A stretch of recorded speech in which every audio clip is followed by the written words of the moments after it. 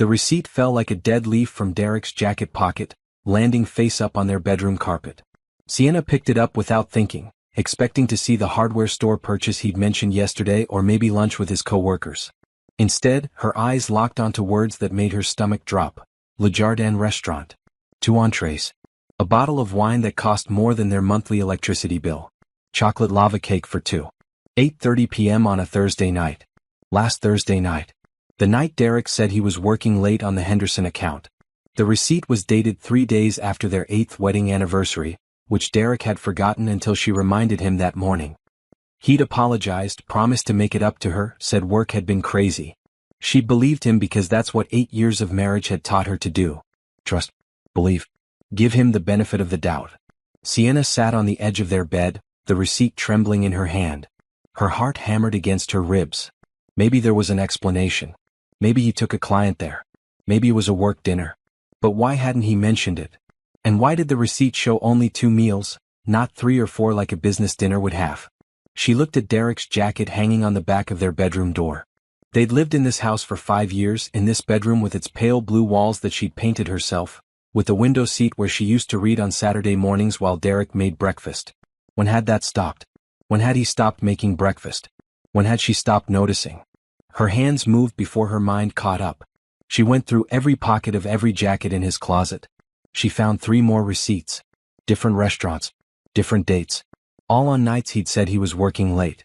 The room started to spin. Sienna sat back down, pressing her palm against her chest. Breathe. Think. Don't panic. There had to be an explanation. But deep down, in that place where women know things before they want to admit them, she already understood. She'd just been too scared to look. Sienna walked downstairs on shaking legs. Derek was in his home office, the blue glow of his computer screen lighting his face. He was handsome, everyone had always said so. Strong jaw, kind eyes, the smile that had made her fall in love with him at 23. She'd met him at a coffee shop near campus. He'd spilled his latte on her marketing textbook and bought her 3 more textbooks to apologize. They'd married 2 years later. Hey babe, Derek said without looking up from his screen. Did you need something? Just wondering how your day was, Sienna said, her voice surprisingly steady. Same old. Henderson account is killing me. Might have to work late again tomorrow. Tomorrow was Friday. Date night. Their date night, the one tradition she'd begged him to keep. That's okay, she said. I understand. She went back upstairs and sat on their bed again. She opened Derek's laptop, the one he kept on his nightstand. He'd never changed his password. It was still her birthday, 0-8-2-4-9-2. The email account opened easily. She typed hotel into the search bar. 43 results. Her hands shook so badly she could barely click. Confirmations from the Riverside Hotel. The Grand Plaza. The Sunset Inn. Dates going back 7 months. Almost every Thursday night. Sometimes Friday. Once on a Tuesday, which had been her cousin's wedding day. Derek said he had food poisoning and couldn't go. She'd attended alone, made excuses for him, felt embarrassed. He'd been at the Grand Plaza Hotel with someone else. Sienna's vision blurred. She blinked hard, refusing to cry yet. Not yet. She needed to know everything first. She opened his text messages on the laptop. They synced from his phone automatically. She scrolled through work contacts, messages with his brother, their neighborhood group chat. Then she saw it, a contact saved as V. Miller Office. The messages started innocent enough. Work questions. Meeting times. Then, 3 months ago, everything changed. Can't stop thinking about last night. When can I see you again? Derek, this is crazy, but I've never felt like this before. You make me feel alive again. Things with Sienna have been dead for a while anyway. Sienna's hand flew to her mouth. The room tilted sideways. Dead. Their marriage was dead to him? She thought they'd just been in a rough patch. Every marriage had those. She'd been working extra hours on a big campaign. He'd been stressed about work. But dead? She scrolled further, reading messages that cut deeper with every word. V. Miller talked about their future together. About Derek leaving Sienna. About the house they'd buy, the trips they'd take. Derek responded with promises. With words of love that he hadn't said to Sienna in months. Soon, he'd written just last week. I just need to figure out the right time to tell her. She doesn't deserve this, but I can't live a lie anymore. Sienna stood up so fast the laptop nearly fell. She caught it, closed it gently, placed it back exactly where it had been. Her whole body felt numb. She walked to their bathroom and stared at herself in the mirror. She was 31 years old. She had smooth brown skin that she took care of with expensive creams Derek said were unnecessary. She had bright eyes that smiled even when she was tired. She wore her natural hair in twists that fell past her shoulders. She'd maintained her figure, went to the gym 3 times a week, ate healthy most days. She'd done everything right. Been a good wife. Supported his career when he wanted to change firms. Moved to this house even though it was farther from her family. Planned their meals, maintained their home, remembered birthdays and anniversaries. She'd loved him completely. And it hadn't been enough. Or maybe it had nothing to do with enough. Maybe he was just a man who broke promises. Sienna heard Derek's footsteps on the stairs. She splashed cold water on her face and walked out of the bathroom. "You okay?" he asked, already pulling off his shirt for bed. "You look pale." "I'm fine," she said. "Just tired." "Want me to rub your shoulders?" The offer made her sick. Those hands had touched someone else. Had held someone else. Had promised someone else a future. "No thanks. I think I'm getting a headache. I'm going to sleep in the guest room so I don't keep you awake." "You sure?" Derek barely looked at her, already focused on his phone. Probably texting V. Miller. Probably saying goodnight to her the way he used to say goodnight to Sienna. "Yeah, I'm sure." Sienna gathered her pillow and walked down the hall to the guest room. She closed the door, locked it, and finally let herself break. She cried into the pillow so he wouldn't hear. Great, gulping sobs that shook her whole body. But even as she cried, her mind was working. Planning. Calculating. She'd spent 8 years loving this man, building a life with him, trusting him. She'd been faithful, honest, devoted. And he'd thrown it away for someone named V. Miller from his office. Sienna wiped her eyes and pulled out her phone. She opened a search browser and typed, "Best divorce attorneys near me." If Derek wanted to end their marriage for his mistress, fine. But he wasn't going to control how it happened. He wasn't going to have time to hide assets or prepare his story or paint himself as the victim. She was done being the understanding wife. The patient wife. The wife who trusted and believed and gave chances. By 3 in the morning, Sienna had scheduled consultations with 4 different attorneys. By 4, she'd made a list of every joint account, every asset, every piece of documentation she'd need. By 5, she'd taken photos of the receipts, screenshots of the emails and texts, and backed everything up to a cloud account Derek didn't know about. By 6, when Derek's alarm went off and he shuffled into the shower, Sienna had already decided. He would never see her cry again. He would never get the chance to explain or apologize or beg. He'd made his choice when he checked into that first hotel. Now she was making hers. And Derek Hayes was about to find out that the quiet, understanding wife he'd taken for granted had a spine made of steel. Sienna sat across from attorney Patricia Morgan in an office that smelled like leather and old books. The woman was maybe 50, with silver hair pulled into a tight bun and eyes that had probably seen every kind of marriage disaster possible. "Walk me through it," Patricia said, pen poised over a yellow legal pad. Sienna handed her a folder. Receipts from restaurants on nights he said he was working. Hotel confirmations going back 7 months. Screenshots of text messages between him and V. Miller, a woman from his office. Email exchanges. "I have everything." Patricia flipped through the documents, her expression never changing. "You've been thorough. When did you discover the affair?" 3 days ago. "And he doesn't know you know?" "No. I've been acting normal. We had dinner together last night. He kissed me goodbye this morning." Sienna's voice cracked on the last word. She cleared her throat. "Sorry." "Don't apologize. You're handling this remarkably well." Patricia set down the folder. "Here's what I need you to understand. You have grounds for divorce based on adultery. With this evidence, we can push for a favorable settlement. But this is going to be hard. The discovery process, the negotiations, seeing him, dealing with the reality of it all." "I don't want to see him," Sienna said. "I don't want to talk to him about this. I don't want to give him a chance to lie to me again." Patricia studied her for a long moment. "What exactly do you want?" "I want out. I want what's fair. I want to move on with my life." Sienna leaned forward. "And I want him to know that he lost something real for something cheap." "I can work with that." Patricia made notes. "Let's talk assets. The house. Joint ownership. We both contributed to the down payment, but I've made the last 6 months of mortgage payments because he said money was tight at work." Sienna pulled out another document.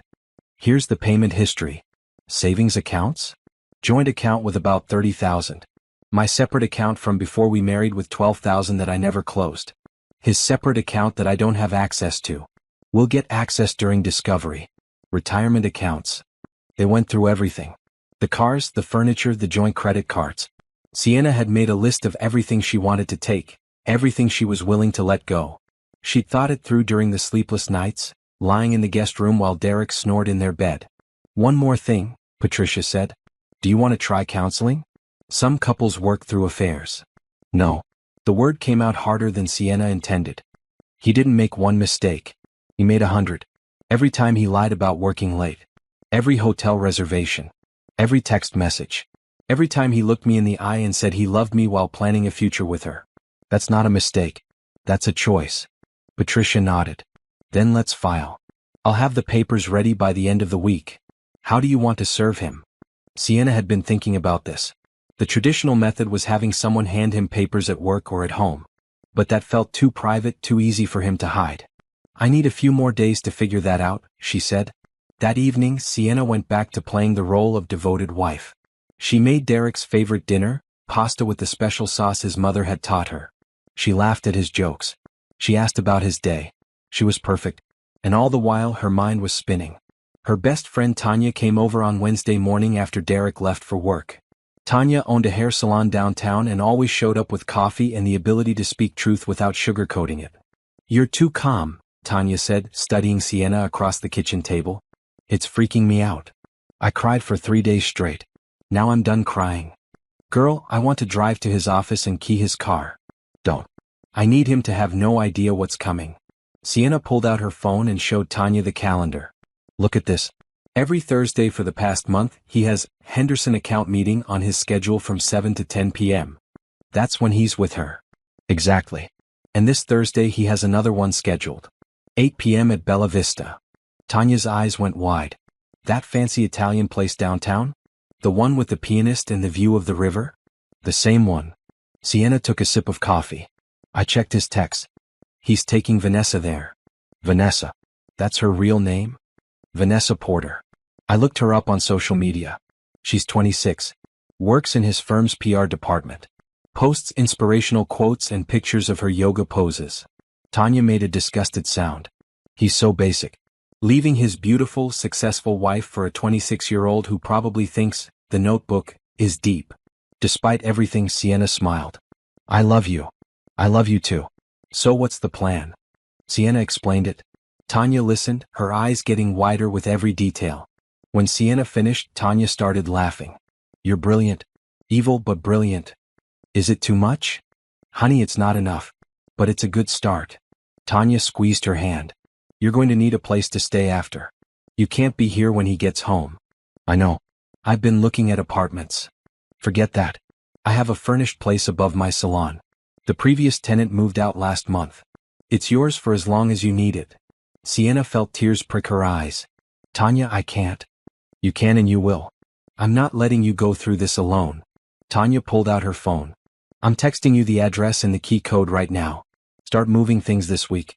Little by little, so he doesn't notice. For the next 3 days, Sienna lived a double life. In the mornings, she was the wife making coffee and kissing Derek goodbye. During the day, she was the woman preparing to blow up her marriage. She moved boxes to Tanya's apartment. She transferred money from their joint account to her personal account, careful not to take more than half. She collected important documents. Her birth certificate, their marriage license, her grandmother's jewelry. She also did something else. She called Bella Vista and spoke to the manager. I'd like to arrange something special, Sienna said. My husband will be dining there Thursday night. I'd like to have something delivered to his table. Of course. Flowers? Champagne? Divorce papers. There was a long pause. I'm sorry, what? My husband is bringing his mistress to your restaurant. I'd like your waiter to deliver divorce papers to him during his meal. I'll pay extra for the inconvenience. Another pause. Then, ma'am, I need to check with my manager. 10 minutes later, the manager called back. His name was Gabriel, and his voice was warm with understanding. My wife caught me cheating 10 years ago, Gabriel said. She forgave me and I spent every day since proving I deserved it. But I remember how much I hurt her. So yes, we'll help you. No charge. What time will he be there? 8 p.m. Reservation under Derek Hayes. We'll take care of it. And ma'am? I'm sorry you're going through this. Thursday morning, Derek whistled while getting dressed. He put on the cologne Sienna had bought him for Christmas. He checked his reflection 3 times. "You look nice," Sienna said from the bed. "Henderson account meeting tonight. Want to make a good impression." "Of course. I'll probably just order takeout and watch a movie." "Sounds good. Don't wait up." He kissed her forehead and Sienna had to fight not to pull away. The moment his car pulled out of the driveway, Sienna moved into action. She loaded the last boxes into her car. She stripped the bed and took her favorite blankets and pillows. She took half the dishes, half the towels, her clothes, her books. She left a note on the kitchen counter. "Check your schedule. You have a delivery coming." She took one last look at the house they'd bought together, the home she'd made beautiful, the place where she'd thought she'd raise children someday. Then she locked the door and drove away. At Tanya's apartment, she unpacked in a daze. The place was small but bright, with big windows and hardwood floors. It was temporary, she reminded herself. Just until she figured out her next move. At 7:30, Sienna's phone rang. "Patricia Morgan. Papers are being delivered right now," the attorney said. "I have someone in the restaurant. Are you ready for this?" "I've been ready since I found those receipts." "He's going to call. He's going to show up wherever you are. Don't engage. Don't respond. Let him sit with what he's done." "I will." "Good. I'll call you tomorrow." "You did the right thing, Sienna." After hanging up, Sienna sat on the couch in her new apartment. Her phone was in her hand. Any minute now, Derek's life was about to explode. And she felt nothing but peace. Derek Hayes checked his reflection in the restaurant window before walking inside. He looked good. The navy suit, the cologne, the fresh haircut he'd gotten during lunch. Vanessa was worth the effort. She made him feel young again, exciting, like his life was an adventure instead of a routine. Bella Vista was perfect. Romantic lighting, intimate tables, a pianist playing something soft and Italian in the corner. Derek had made a reservation under his real name because he was getting tired of the sneaking around. Soon he'd tell Sienna everything. He'd prepared a speech about how they'd grown apart, how nobody was to blame, how they both deserved happiness. Vanessa was already at the table, looking beautiful in a red dress. Her blonde hair caught the light as she smiled up at him. "You're here," she said, standing to kiss him. "Wouldn't miss it." Derek pulled out her chair before sitting across from her. "You look incredible. You're not so bad yourself." Vanessa reached across the table to squeeze his hand. "I've been thinking about what you said last week. About telling your wife." Derek's stomach tightened slightly, but he kept his smile. "Yeah. Are you sure? I mean, I don't want to pressure you, but Derek, it's been almost 8 months. I love you. I want a real relationship, not stolen Thursday nights." "I know. I want that too." "He did, didn't he?" Vanessa was everything Sienna wasn't anymore. Fun, spontaneous, full of life. She didn't nag him about doctor appointments or ask him to fix things around the house. She made him feel like a man, not a husband. "So when?" Vanessa asked. "Soon. I promise. I just need." "Good evening." A waiter appeared at their table, tall and professional with a slight smile. "Mr. Hayes?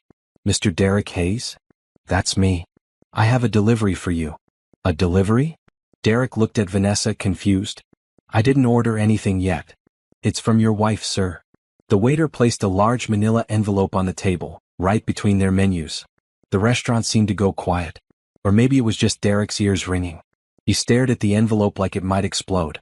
"What?" Vanessa's voice was sharp. "His wife." "Yes, ma'am. Mrs. Sienna Hayes arranged for this delivery."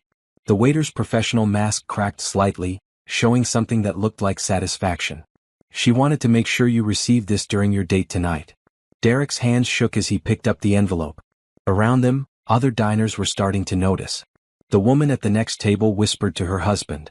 A couple near the window openly stared. "Derek, what is that?" Vanessa's face had gone pale. He opened the envelope. The words on the first page blurred together, then snapped into sharp focus. "Petition for divorce." "Oh my God," Derek whispered. "Divorce?" Vanessa stood up so fast her chair scraped loudly against the floor. "She knows? Your wife knows about us." Derek couldn't form words. He flipped through the pages. Grounds for divorce, adultery, evidence attached. His heart stopped when he saw the copies. Text messages between him and Vanessa. Hotel receipts. Restaurant bills. Everything. How long has she known? Vanessa's voice got louder. "Derek, how long?" "I don't know, He pulled out his phone, calling Sienna. It went straight to voicemail. He tried again. Same thing. Unbelievable. Vanessa grabbed her purse. You said you were going to tell her. You said you were handling it. You made me the other woman. Vanessa, wait. No. I'm done waiting. I thought you were getting divorced. I thought you were leaving her for me. But she's divorcing you. Vanessa laughed, but it sounded bitter. Do you know how this makes me look? Everyone in this restaurant is staring at us. She was right. The whole restaurant was watching their table now. The pianist had stopped playing. Even the staff had paused to witness the scene. Please, just sit down so we can.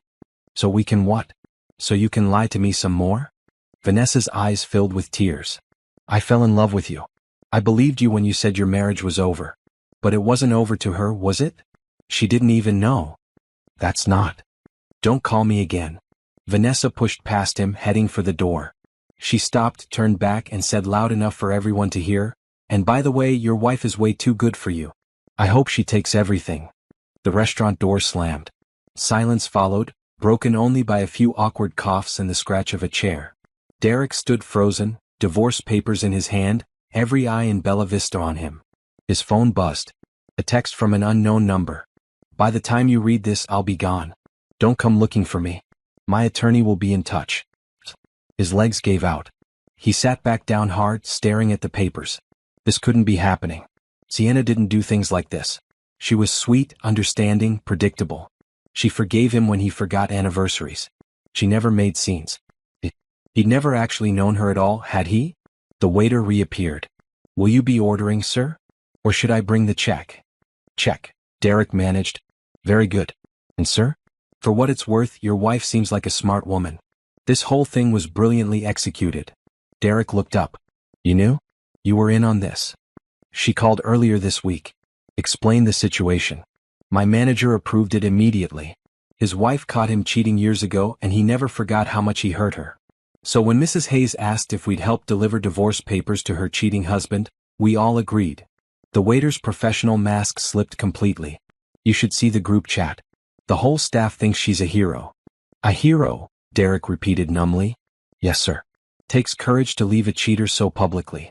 Most women suffer in silence. The waiter placed the check on the table. I'll give you a moment. Derek paid the bill in a daze. His hands wouldn't stop shaking. He walked out of the restaurant, aware of every whispered comment, every judgmental look. His car was in the parking lot, but he couldn't remember walking to it. He drove home on autopilot. The house was dark when he pulled into the driveway. That was wrong. Sienna always left the porch light on. The front door was locked. Also wrong. She never locked it if she was home. Derek unlocked it and stepped inside. Sienna? Silence. He flipped on lights as he moved through the house. The living room looked normal. The kitchen looked normal. But when he went upstairs to their bedroom, his heart dropped. The closet door was open. Sienna's side was empty. Her shoes were gone. Her clothes were gone. Her jewelry box, her makeup, her toiletries, everything. Derek ran to the guest room. Empty. The bathroom. Empty. Her home office. The desk was bare. Her laptop gone. Her files gone. He ran back downstairs and found the note on the kitchen counter. Check your schedule. You have a delivery coming. That was it. No explanation. No goodbye. Just a note that made him realize she'd known. She'd known and she'd planned this whole thing while he sat at dinner with her, while he kissed her goodbye this morning, while he lived his double life thinking he was so clever. Derek called her again. Voicemail. He called 20 more times. Voicemail. He sent texts. Sienna, please. Let me explain. It's not what you think. Vanessa doesn't mean anything. I love you. I've always loved you. Please don't do this. Nothing. Not a single response. Derek collapsed on the couch, still holding the divorce papers. The house felt massive and empty. For 8 years, Sienna had filled it with life. With her laugh, her music, her cooking, her warmth. Now it was just walls and furniture. He looked at the papers again. Attorney Patricia Morgan. He should call his own lawyer. He should fight this. But fight for what? He'd been caught. Every lie, every betrayal, documented and photographed and ready to be used against him. Vanessa was right. Sienna was too good for him. And he'd been too stupid to realize it until she walked away. Derek's phone buzzed again. Another text, this time from his brother. Dude. Vanessa just posted on social media that you're a cheater and your wife publicly served you divorce papers at a restaurant. It has 500 shares already. Call me. Derek pulled up social media with shaking hands. There it was. A long post from Vanessa explaining how she'd been dating a married man who lied to her, how his wife had just served him divorce papers at their date, how she felt terrible and betrayed and stupid.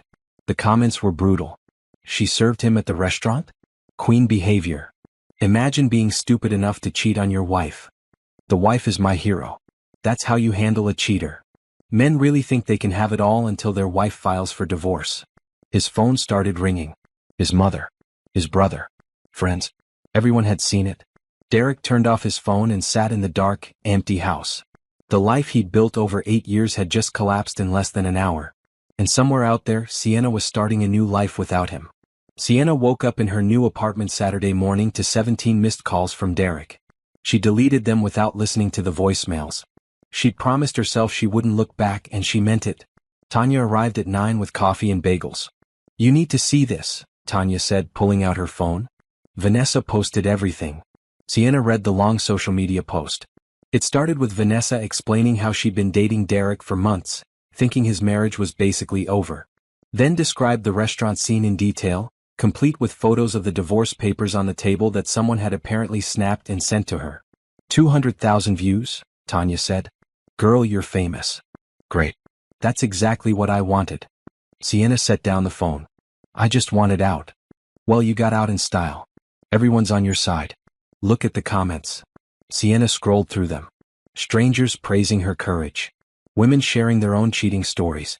Men apologizing on behalf of their entire gender. A few comments blamed her for not keeping her man happy, but those were quickly shut down by others. "The internet thinks you're a hero," Tanya said. "I'm not a hero. I'm just a woman who got tired of being lied to." Her phone buzzed. Patricia Morgan calling. Derek's attorney reached out, Patricia said without preamble. "He wants to negotiate." "Already? It's been 2 days." He's panicking. According to his lawyer, Derek has called her office 12 times since Thursday night. He wants to mediate, wants to talk to you, wants to work things out. "No. That's what I told them. But Sienna, you need to prepare yourself. This is going to get messy. He's not going to just accept this. Let him not accept it." "I don't care." "Good. Keep that energy. I'll handle the lawyers. You focus on yourself." After hanging up, Sienna looked around the small apartment. It wasn't much, but it was hers. No lies hiding in jacket pockets. No secret phone calls in the other room. No more wondering if she was enough. She spent the morning unpacking boxes. In the afternoon, Tanya helped her set up furniture.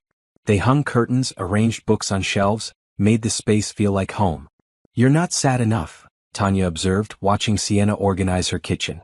"You should be crying or eating ice cream or something." "I did all my crying. Now I'm just tired."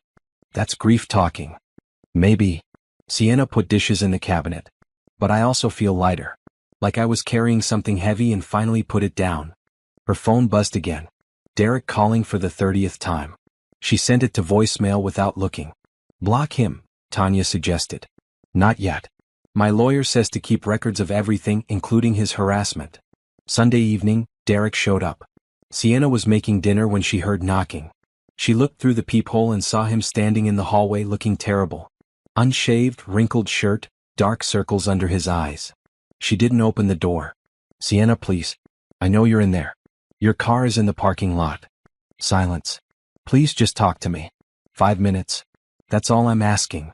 Sienna pulled out her phone and called building security. "There's someone at my door who won't leave. Can you please escort him out?"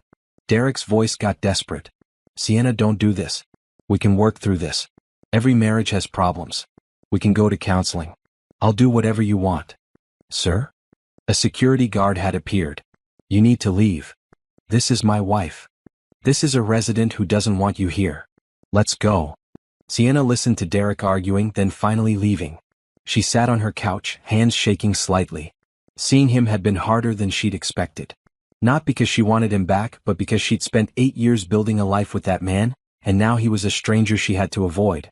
Monday morning, Sienna went to work determined to act normal. She was a marketing consultant at Harper & Associates, working on campaigns for mid-size companies. Her co-workers knew about the divorce because everyone in the city had apparently seen Vanessa's post, but they were kind enough to not mention it directly.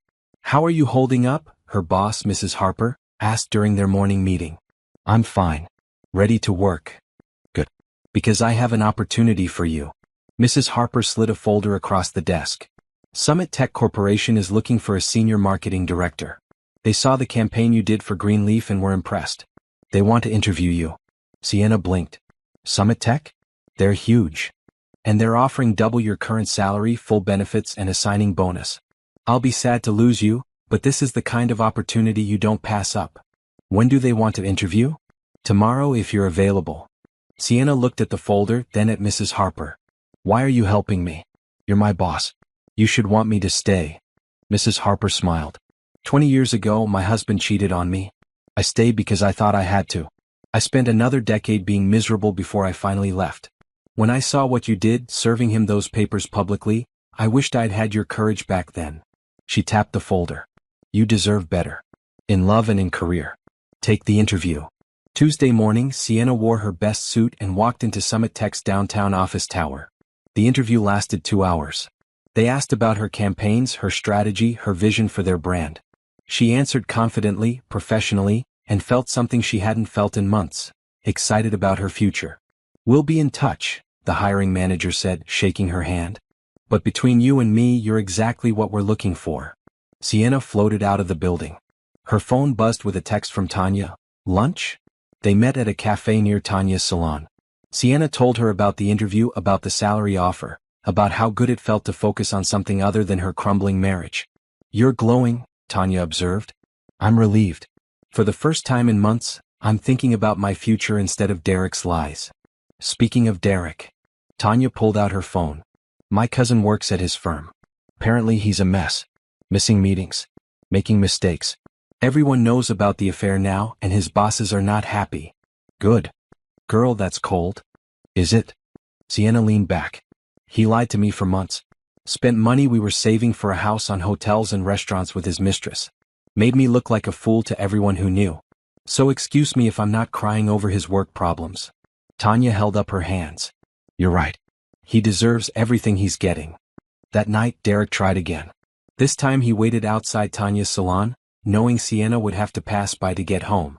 Sienna, please? She kept walking. I'm sorry. I made a mistake. I was stupid. I was having some kind of early midlife crisis and I messed up everything. She reached her car. Don't throw away 8 years. What we had was real. Sienna unlocked her car, got in and drove away. In her rearview mirror, she saw Derek standing on the sidewalk looking lost. Her phone rang. Patricia Morgan.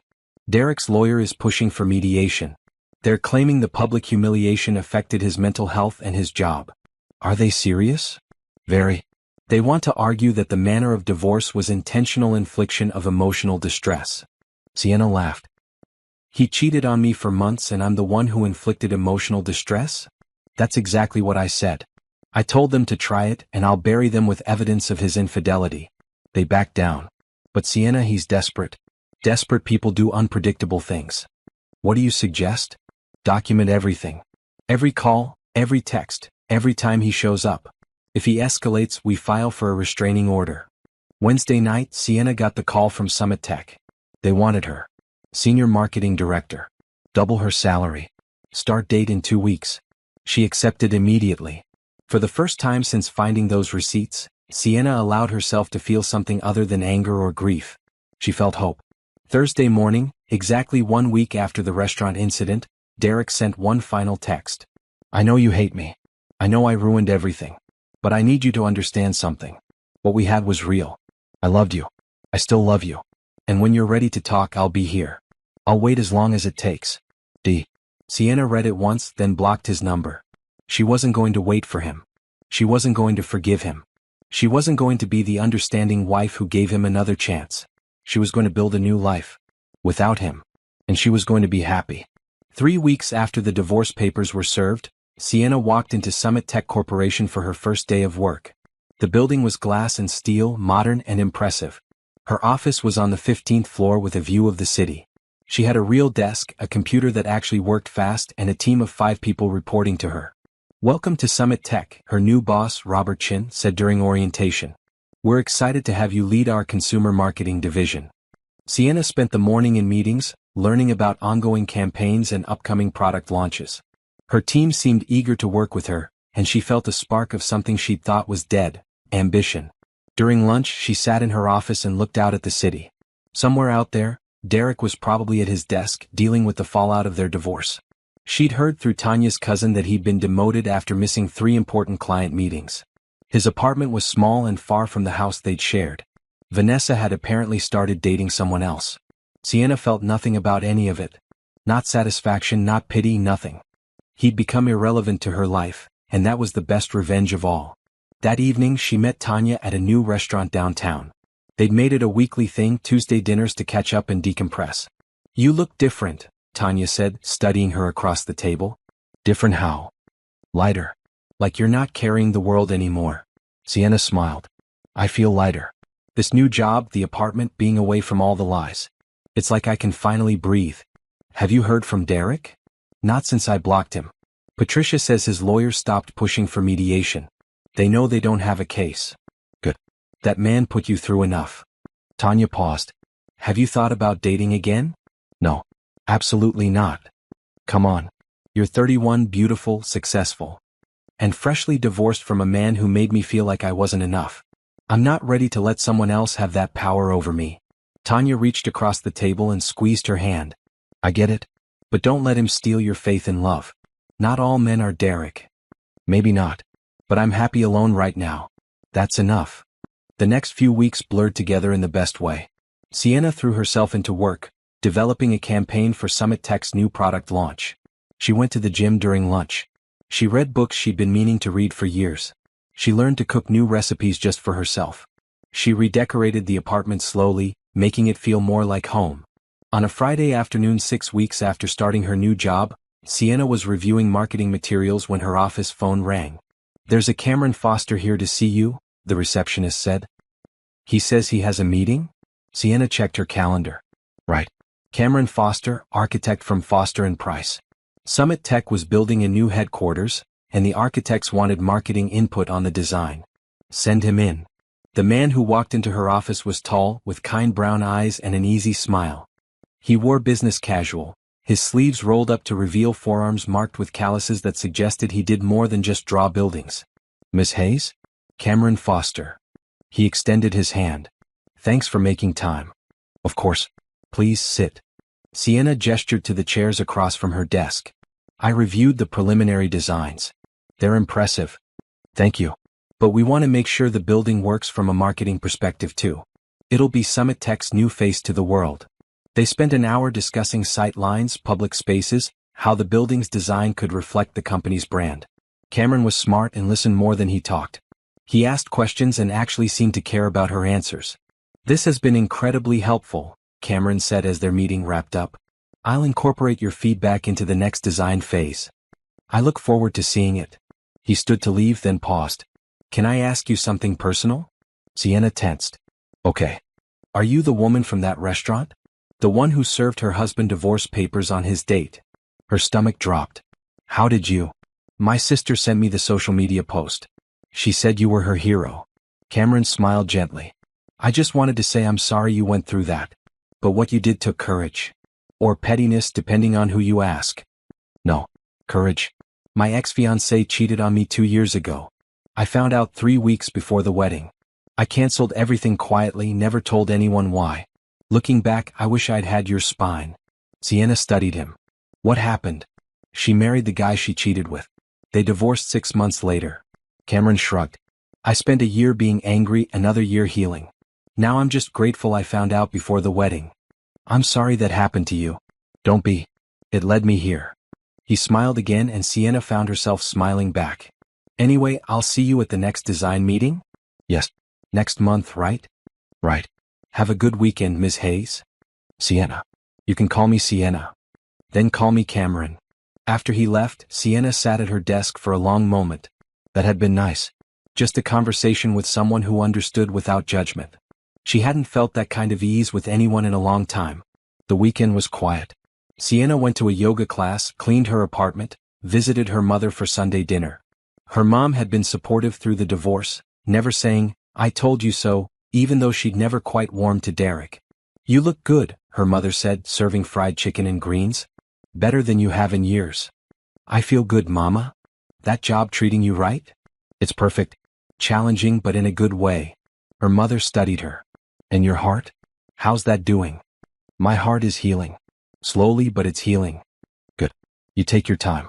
Don't rush into anything just because you're lonely. I'm not lonely. I'm alone.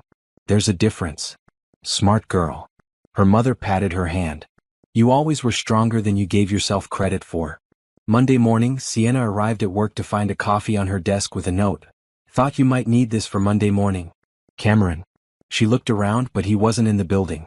She pulled out her phone and sent him a professional thank you text. He responded immediately, my pleasure. The design team loved your input. Lunch sometime to discuss phase 2? Sienna hesitated. Was this professional or personal? Did it matter? She typed back, sure. Let me know when. Over the next few weeks, Cameron became a fixture in her work life. They had lunch meetings to discuss the building design. He sent her articles about marketing and architecture that he thought she'd find interesting. They discovered they had similar taste in podcasts and music. It wasn't dating. It was just two professionals working together. Except it started to feel like more. One Thursday evening, after a particularly long design meeting, Cameron walked with her to the parking garage. Can I ask you something? He said as they reached her car. Go ahead. These meetings? Are they still just business to you? Sienna's heart skipped. What do you mean? I mean, I enjoy working with you. But I'm starting to enjoy spending time with you even more. Cameron leaned against her car. And I'm trying to figure out if I'm reading this wrong. You're not reading it wrong, Sienna admitted. But I'm also not ready for what comes next. I'm not asking for what comes next. I'm asking if you'd want to get dinner sometime. No business talk. Just two people getting to know each other better. Sienna looked at him. Really looked. He was patient, kind, honest. The opposite of Derek in every way that mattered. But could she trust that? Could she trust herself not to miss the warning signs again? I need to think about it, she said finally. Take all the time you need. I'm not going anywhere. Cameron smiled. But Sienna? You deserve to be happy. Don't let one man's mistakes make you afraid of trying again. As she drove home that night, Sienna realized something. She wasn't afraid of trying again. She was afraid of failing again. Of investing in someone who would throw it away. Of being vulnerable and getting hurt. But Cameron was right. She deserved to be happy.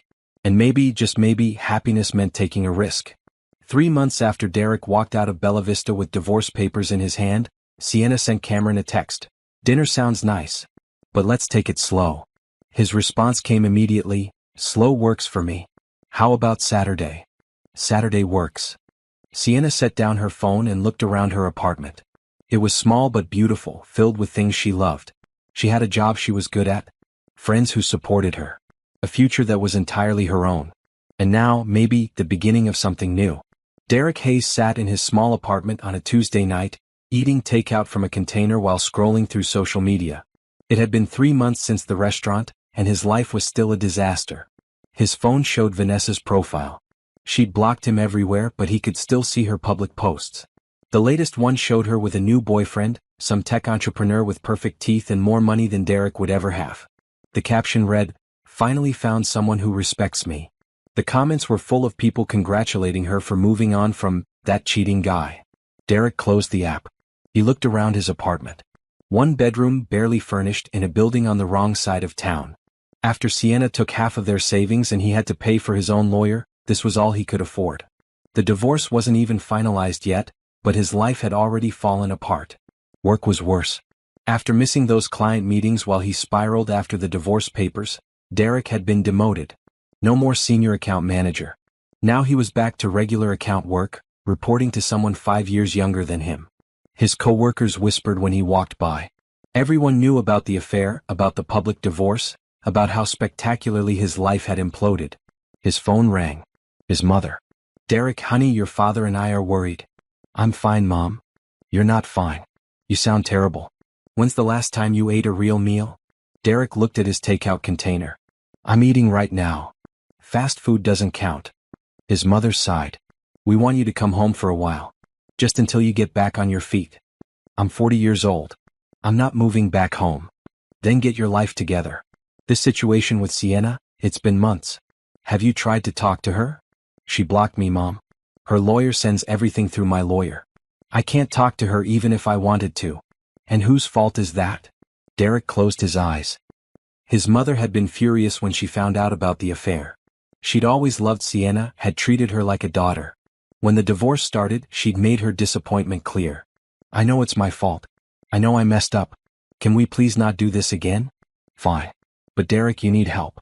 Maybe therapy. Maybe a support group. Something. Because this path you're on, it leads nowhere good. After hanging up, Derek opened his laptop.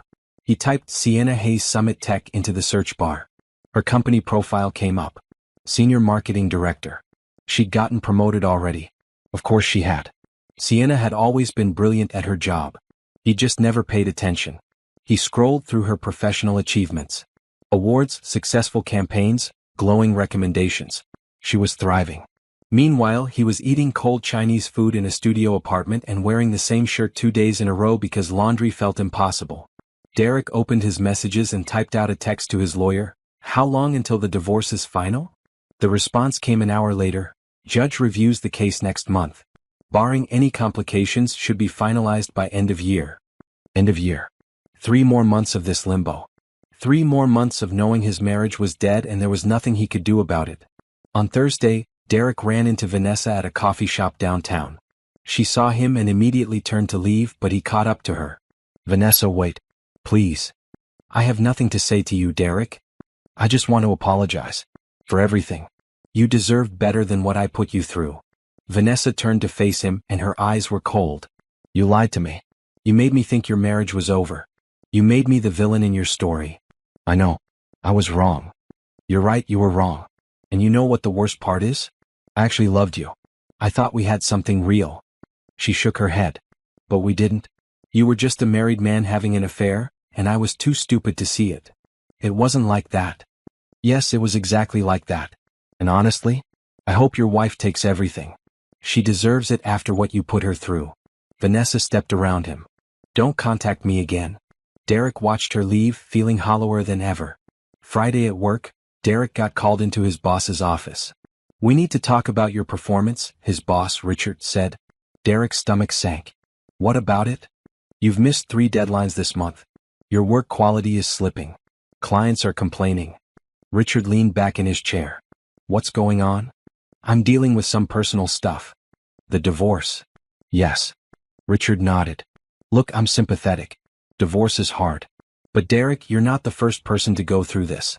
At some point, you need to compartmentalize. Do your job or we'll have to let you go. I understand. Do you? Because from where I'm sitting, you're letting your personal life destroy your professional life. Your wife moved on. Vanessa moved on. When are you going to move on? Derek left the office feeling like he'd been punched. Everyone had moved on except him. He was stuck in that moment at Bella Vista, reading divorce papers while a restaurant full of strangers judged him. That weekend, Derek drove past the house he'd shared with Sienna. It had a for sale sign in the yard. She was selling their home, cutting all ties. Soon there would be nothing left of their marriage except paperwork and bad memories. He parked across the street and just looked at it. They bought that house 7 years ago. Sienna had painted the bedroom blue. He'd built the deck in the backyard. They'd hosted Thanksgiving there, had friends over for barbecues, talked about which room would be the nursery someday. Now it was just a building with a for sale sign. Derek's phone buzzed. His brother calling. Hey man, you okay? Not really. I figured. Listen, I'm coming to town next week. Let's get dinner. You need to talk to someone who isn't your lawyer or your boss. Yeah. Okay. And Derek? Stop torturing yourself. You made a mistake. A big one. But you can't change it now. All you can do is move forward. What if I don't know how to move forward? Then you figure it out. One day at a time. That's all any of us can do. After hanging up, Derek looked at the house one more time, then drove away. His brother was right. He couldn't change the past. He'd cheated on Sienna. He'd lied to her for months. He'd treated their marriage like it was disposable. And now he was paying the price. Monday morning, Derek's lawyer called. Sienna's attorney sent over the final settlement proposal. What does it say? She's taking half the equity in the house, which is fair. Half the savings. She's not asking for alimony since she makes more money than you now. She wants her grandmother's ring back. That was a gift. Derek, don't fight about the ring. This is the most generous divorce settlement I've seen in years. She could have destroyed you financially. Instead, she's being fair. Derek closed his eyes. Even in divorce, Sienna was being more decent than he deserved. Sign the papers, his lawyer continued. Accept the settlement. Move on with your life. Because trust me, if you fight this, she'll fight back. And from what her attorney tells me, she has a lot more ammunition than you do. Fine. I'll sign. Good choice. That evening, Derek signed the divorce settlement papers. His hand shook as he wrote his name, finalizing the end of his marriage. 8 years reduced to a stack of legal documents and a division of assets. He thought about calling Sienna one last time. Trying to explain. Trying to apologize properly. But what was the point? She'd made her choice. She'd served him divorce papers at a restaurant with his mistress sitting across from him. She'd blocked his number. She'd moved on. And maybe it was time for him to accept that some things couldn't be fixed. Derek sealed the signed papers in an envelope and left them for his lawyer to pick up.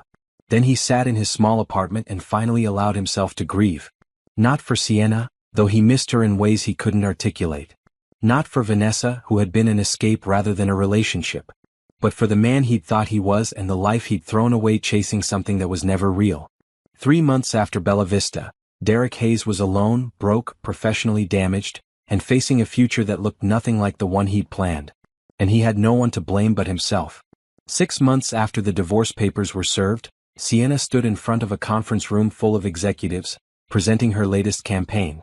The room was silent as she clicked through her slides, explaining strategy, showing projected returns, demonstrating why Summit Tech should invest $2 million in her vision. When she finished, the room erupted in questions. She answered each one confidently, clearly. By the end of the meeting, 3 executives had approved the campaign, and her boss was beaming. Brilliant work, Robert told her afterward. You've earned that bonus we discussed. Sienna walked back to her office feeling invincible. A year ago, she'd been crying in a guest room, reading text messages between her husband and his mistress. Now she was running major campaigns and earning praise from some of the smartest people in tech. Her phone buzzed. Cameron, heard your presentation killed. Celebration dinner tonight? They'd been seeing each other for 2 months now. Slowly, carefully, taking time to build trust. They'd had dinner, gone to movies, walked through parks. Cameron never pushed, never demanded more than she was ready to give. He was patient in a way Derek had never been. Sienna texted back, "Pick me up at 7? It's a date." That evening, Cameron took her to a small restaurant with outdoor seating and fairy lights strung overhead. They talked about work, about the building design that was almost finalized, about a podcast they'd both listened to that week. "Can I tell you something?" Cameron said as they were finishing dessert. "Of course. I really like this. Whatever we're building here." He reached across the table and took her hand. "And I know you're being careful. I know you're protecting yourself. But I want you to know that I see you. Not just the successful professional or the woman who publicly divorced her cheating husband. I see you. And I'm not going anywhere."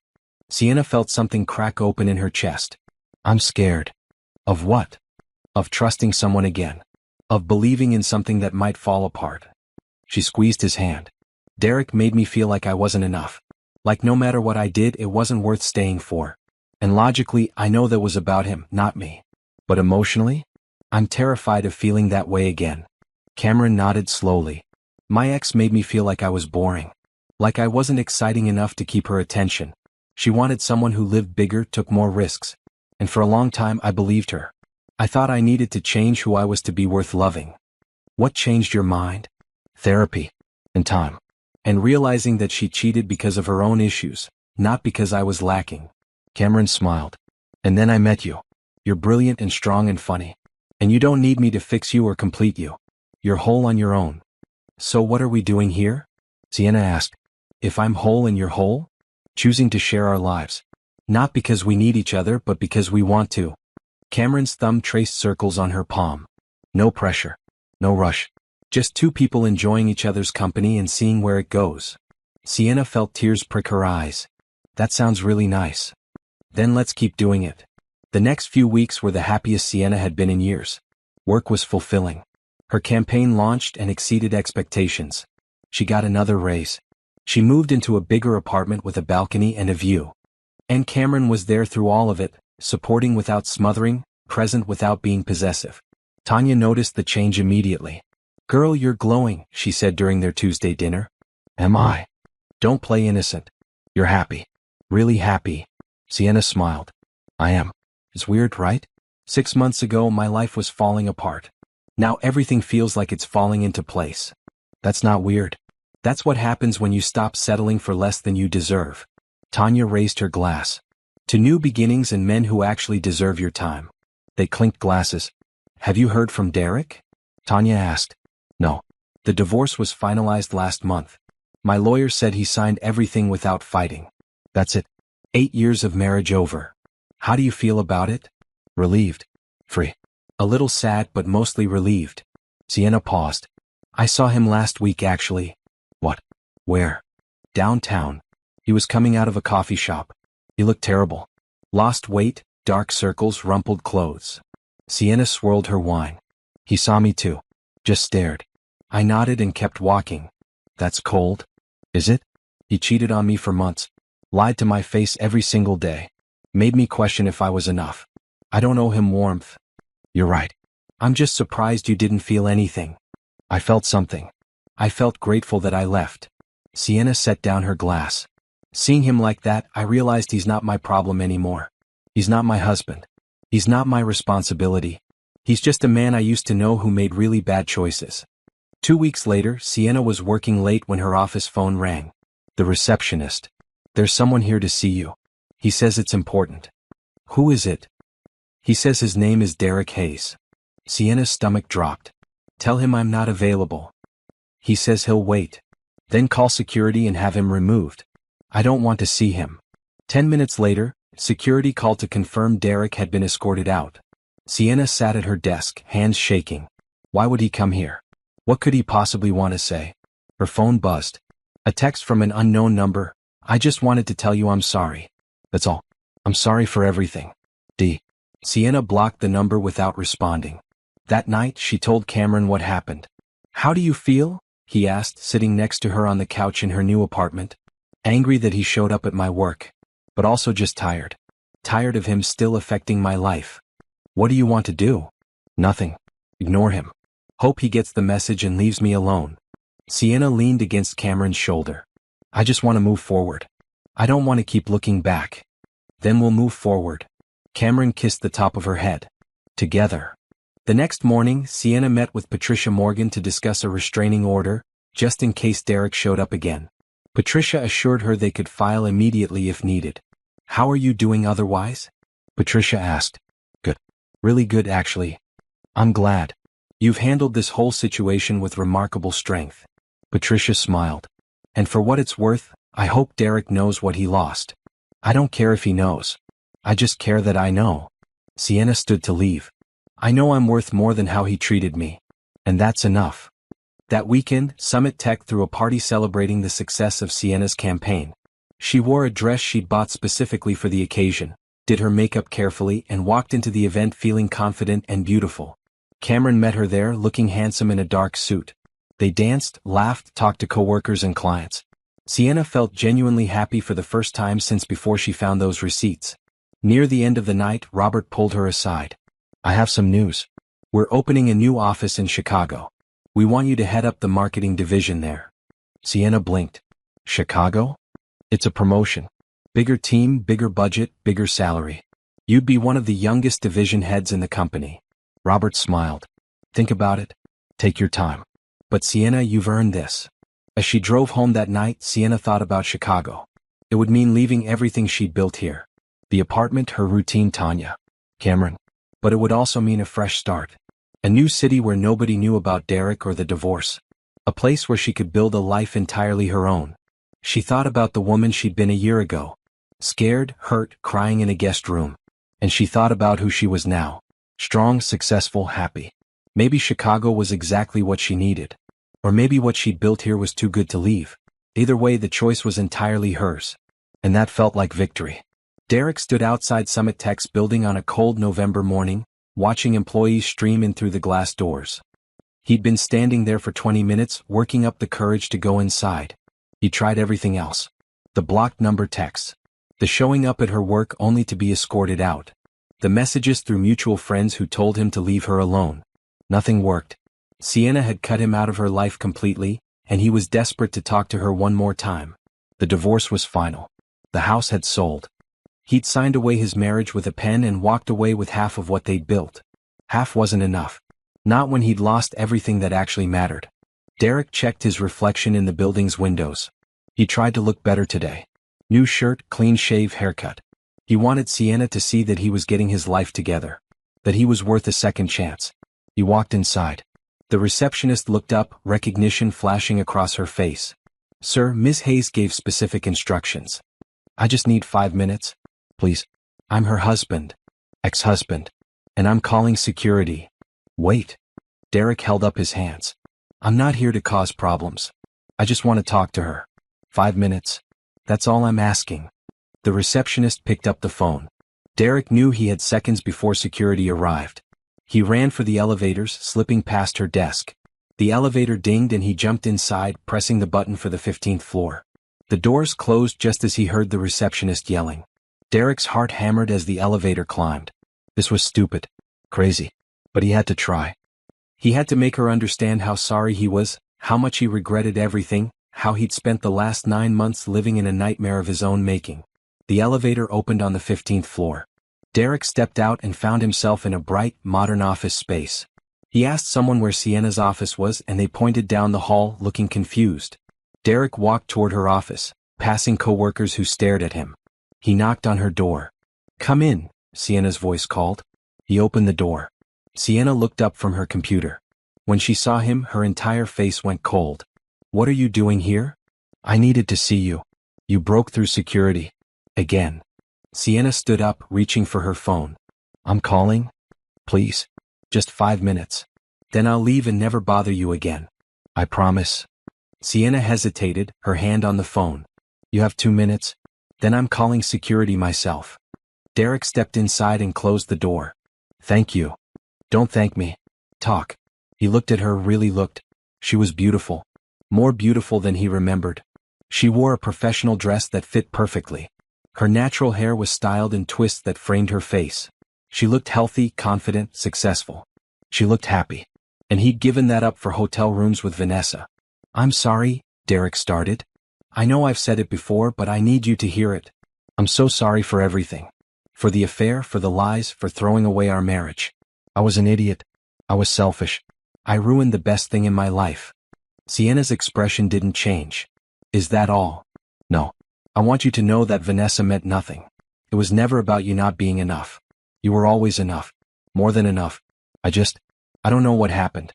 I got caught up in feeling young again, feeling exciting. It was stupid and wrong and I've regretted it every single day since you left." "Since I left?" Sienna's voice was sharp. "You mean since you destroyed our marriage?" "Yes. Since I destroyed our marriage." Derek took a step closer. "But Sienna, we had 8 years together. 8 good years before I messed everything up. That has to count for something. That has to mean something." It meant something. Past tense. It meant trust and loyalty and commitment. Things you threw away. Sienna crossed her arms. "Your 2 minutes are up. Please just listen. I'm getting help. I'm in therapy. I'm trying to understand why I did what I did. And I know I can't fix the past, but maybe we could work on the future. We could start over. Do it right this time." "Start over?" Sienna laughed, but there was no humor in it. "Derek, there is no starting over. There's only what happened. And what happened is that you chose to cheat on me for months. You lied to me every single day. You took Vanessa to expensive restaurants while I was at home thinking we were saving money. You booked hotel rooms while I was working late to help pay our mortgage." I know all of that. And I'm sorry." "Stop saying you're sorry." Sienna's voice rose. "Sorry doesn't fix anything. Sorry doesn't give me back the months I spent thinking I was losing my mind. Sorry doesn't erase the humiliation of everyone knowing my husband was cheating. Sorry is just a word you use to make yourself feel better." Derek felt tears sting his eyes. "Then what can I do? Tell me what to do and I'll do it." "Nothing. You can do nothing. Because I don't want anything from you." Sienna walked around her desk to face him directly. "I'm happy now, Derek. Truly happy. I have a job I love. Friends who support me. A life that's entirely mine. And yes, I'm seeing someone. Someone who treats me with respect and honesty. Someone who doesn't lie or cheat or make me question my worth." The words hit Derek like punches. "You're dating someone? That's what you focus on? Not that I'm happy, but that I've moved on?" Sienna shook her head. "That tells me everything I need to know. You don't actually care about my happiness. You just can't stand that I'm not waiting around for you anymore. That's not true. I do care about your happiness. No, you care about your guilt. You want me to forgive you so you can stop feeling bad about what you did. But Derek, your guilt is not my responsibility. Your feelings are not my problem. You made your choices and now you get to live with them. Sienna, please. Get out. We're done here. I love you. I still love you. Sienna's eyes were hard. You loved yourself more. You loved the excitement of an affair more. You loved lying and sneaking around more. Whatever you felt for me, it wasn't enough to keep you faithful. And I deserve someone who doesn't have to try to be loyal. I deserve someone who chooses me every single day without hesitation. Derek felt his last hope crumble. So that's it? 9 years of knowing each other, 8 years of marriage, and you're just done. You were done the moment you kissed Vanessa. The moment you booked that first hotel room. The moment you decided your happiness was more important than our marriage. Sienna walked to her office door and opened it. Now leave. And if you ever show up at my workplace again, I'll file a restraining order. Derek walked to the door on shaking legs. He turned back one more time. I hope you're happy. I really do. I hope whoever he is, he treats you right. He does. Every single day. Sienna's voice softened slightly. I hope you find happiness too, Derek. But you won't find it with me. That door is closed. Forever. Derek walked out of her office and down the hall, past the staring co-workers into the elevator. Security was waiting in the lobby, but they let him leave without incident. He walked out into the cold November air and finally let himself cry. He'd lost her. Really truly lost her. Not just legally but emotionally. She'd moved on. Built a new life. Found someone else. And there was nothing he could do about it. Derek sat in his car for 20 minutes, sobbing like a child. All the grief he'd been holding back for 9 months poured out. Grief for his marriage, for the man he used to be, for the future he'd imagined and destroyed. Finally, he wiped his eyes and started the engine. Sienna was right. He needed to let go. He needed to stop torturing himself and her with apologies that didn't fix anything. He needed to accept that some mistakes were too big to take back. As he drove away from Summit Tech, Derek knew he'd never see Sienna again. Not like this. Not as her husband or her friend or anything other than a painful chapter in her past. He'd have to find a way to live with that. Somehow. 3 months later, Sienna sat in her newly renovated office in downtown. The space was twice the size of her previous one, with floor-to-ceiling windows and modern furniture. On the wall hung a professional photo and the words Sienna Hayes Consulting in elegant letters. She'd done it. Left Summit Tech to start her own marketing firm. It had been terrifying and exhilarating in equal measure. But after Derek's desperate plea in her office, after realizing she'd built something strong enough to stand on its own, Sienna decided she was done working for other people. This is incredible, Tanya said, walking through the space. You really did it. We really did it. Sienna gestured to the desk across from hers. That's your office. As my business partner. Tanya's eyes filled with tears. Girl, are you serious? You helped me through the worst time of my life. You gave me a place to live, reminded me who I was, supported every decision. Now I want to build something with you. Sienna smiled. Besides, you're brilliant at connecting with people. I need someone who can handle client relations while I focus on strategy. I don't know what to say. Say yes. Yes. 1,000 times yes. They hugged, both crying and laughing. Two women who'd supported each other through heartbreak now building a business together. The first month was chaos. Finding clients, establishing systems, learning to manage everything from bookkeeping to legal paperwork. But slowly it started to work. Sienna's reputation brought in clients. Tanya's charm kept them happy. By month 3 they had 5 major accounts and were looking to hire their first employee. Cameron supported everything without trying to control it. He celebrated the wins, problem-solved the challenges, and reminded Sienna to eat when she got too absorbed in work. You're building something amazing, he told her one evening after a particularly long day. It's terrifying. What if I fail?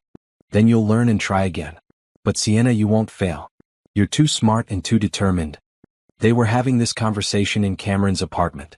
Sienna had been spending more time there lately. They'd been together for 6 months now, taking things slow but steady. She had a drawer for her things. He kept her favorite coffee in his kitchen. It wasn't moving in together, but it was something. Can I ask you something? Sienna said, curled up next to him on the couch. Always. Are you happy? With us, with how slow we're going. Cameron turned to face her fully. I'm incredibly happy. Being with you doesn't feel like a compromise or settling. It feels like I'm exactly where I'm supposed to be. Even though I'm a disaster sometimes? Even though I have trust issues and panic when things feel too serious. Especially then. Because you're honest about it. You don't hide your struggles or pretend to be perfect. You're real. He tucked a strand of hair behind her ear. And watching you build your company, watching you come into your own power, is the most beautiful thing I've ever seen. Sienna kissed him, slow and deep, pouring months of careful trust into it. Later that night, lying in Cameron's bed, Sienna checked her phone. An email from a potential client. Another from Tanya about a meeting next week. And one from a professional organization. An invitation to speak at their annual conference about building a business after life upheaval. She'd be on stage telling her story. The divorce, the betrayal, the decision to start over. 6 months ago the idea would have terrified her. Now it felt empowering. What are you smiling about? Cameron asked sleepily. I got invited to speak at a conference. That's amazing. What's the topic? Rebuilding after betrayal, basically. You'll be brilliant. He pulled her closer. You always are. Sienna set down her phone and settled into his arms. A year ago, she'd been sleeping in a guest room, discovering text messages that destroyed her marriage. Now she was running her own company, speaking at conferences, and falling in love with someone who actually deserved her trust. 2 weeks later, Sienna stood in front of 200 people at the conference. She told them about finding the receipts, about planning the divorce, about serving Derek papers at the restaurant. She talked about the pain of betrayal and the power of choosing yourself. A year ago, I thought my husband's affair defined me, Sienna said, her voice strong and clear. I thought his betrayal meant I wasn't enough. But I was wrong. His choices revealed his character, not my worth. And when I finally understood that, everything changed. I stopped begging for crumbs from someone who couldn't see my value. I started building a life that reflected what I deserved. And that's when everything fell into place. The audience applauded. Afterward, dozens of women approached her, sharing their own stories of betrayal and survival. Sienna listened to each one, offered encouragement, reminded them they were stronger than they knew. That evening, Tanya threw a celebration dinner at her apartment. Sienna's mother came along with friends and Cameron. A toast, Tanya said, raising her glass. To Sienna. For surviving, for thriving, and for inspiring all of us to never settle for less than we deserve. Everyone raised their glasses. Sienna looked around at the people she loved, the life she'd built, the future stretching ahead with possibilities. Her phone buzzed. A text from an unknown number. Saw your speech online. You were always too good for me. I'm sorry I couldn't see it before. D. Sienna deleted it without responding. Derek wasn't part of her story anymore. He was just a lesson she'd learned and moved past. You okay? Cameron asked, noticing her expression. Perfect. Sienna put her phone away and focused on the celebration. I'm absolutely perfect. The next morning, Sienna got news that made everything feel complete. Summit Tech wanted to be her consulting firm's first major client. They were offering a year-long contract worth $500,000. Are you kidding me? Tanya screamed when Sienna told her. They said they were impressed with my work and wanted to support my new venture. This is huge. This is everything. It was everything. Validation that leaving had been right. Proof that betting on herself had paid off. That weekend, Sienna treated herself to something she'd been wanting for months. She bought a house. Not a huge one, but perfect. 3 bedrooms, a backyard with space for a garden, big windows that let in natural light. It was entirely hers, bought with money she'd earned building a business from nothing. On moving day, Cameron, Tanya, and her family helped her unpack. Her mother walked through each room, pride shining in her eyes. I'm so proud of you, she said, hugging Sienna tight. Look at everything you've built. That night, after everyone left, Sienna stood in her new living room and allowed herself to feel it all. The grief of what she'd lost. The pride in what she'd built. The hope for what was coming. She'd survived the worst betrayal of her life. She'd served divorce papers at a restaurant and walked away without looking back. She'd started a business, found love again, bought a house. She'd won. Not because Derek's life had fallen apart, though it had. But because she'd refused to let his betrayal define her future. She'd chosen herself, again and again, until choosing herself became natural. Sienna's phone rang. Cameron. How does it feel? First night in your new house. Surreal. Amazing. A little scary. Want company? Sienna smiled. Yeah. I'd like that. 20 minutes later, Cameron arrived with wine and takeout. They ate on the floor since her furniture hadn't been delivered yet, laughing about the ridiculousness of eating expensive Thai food surrounded by moving boxes. "This is nice," Cameron said. "Building something from scratch." "It really is." "Sienna?" Cameron set down his food. "I know we're taking things slow. But I need you to know something. I'm not going anywhere.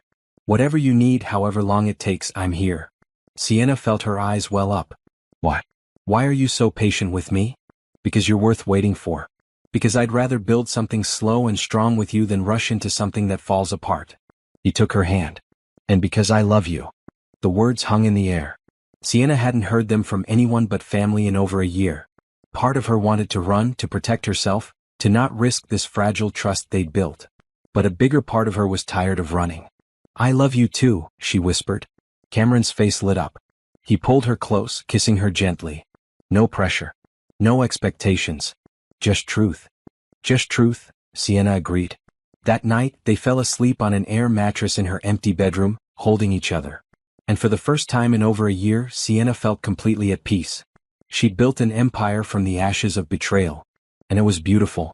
1 year after the restaurant, Sienna stood in front of her bathroom mirror getting ready for the annual business awards ceremony. Her company had been nominated for Best New Firm, and she'd been nominated for Entrepreneur of the Year. Tanya was coming with her, along with Cameron. "You nervous?" Tanya asked, zipping up Sienna's dress. "Surprisingly, no. Whether we win or not, I'm proud of what we built. Look at you being all mature and philosophical." Sienna laughed. "I learned from the best." They arrived at the ceremony to find a ballroom full of business leaders, local politicians, and press. Sienna spotted several clients and stopped to chat. She felt confident, successful, and most importantly at peace. Cameron looked handsome in his suit, staying close but not hovering. He'd mastered the art of being supportive without being overbearing. "Ladies and gentlemen," the announcer said as dinner wrapped up, "it's time for our awards." The first few categories passed. Sienna applauded for the winners, genuinely happy for them. Then came her category. "And the award for Best New Firm goes to..." The announcer opened the envelope. "Sienna Hayes Consulting." Tanya screamed. Cameron pulled Sienna up, kissing her quickly before she walked to the stage. She accepted the award in a daze, the applause washing over her like a wave. "Thank you," Sienna said into the microphone. "A year ago, I was ending a marriage and questioning everything about myself. Today I'm standing here with a business I love, a partner I trust, and a future I built with my own hands. To anyone out there going through hard times, you are stronger than you think. You can rebuild. You can start over. You can win." The applause was deafening. An hour later, she won Entrepreneur of the Year too. "This is unreal," Sienna said backstage, holding both awards. "This is deserved," Tanya corrected. "You worked your butt off for this." The local news wanted an interview. Sienna stood in front of cameras telling her story one more time.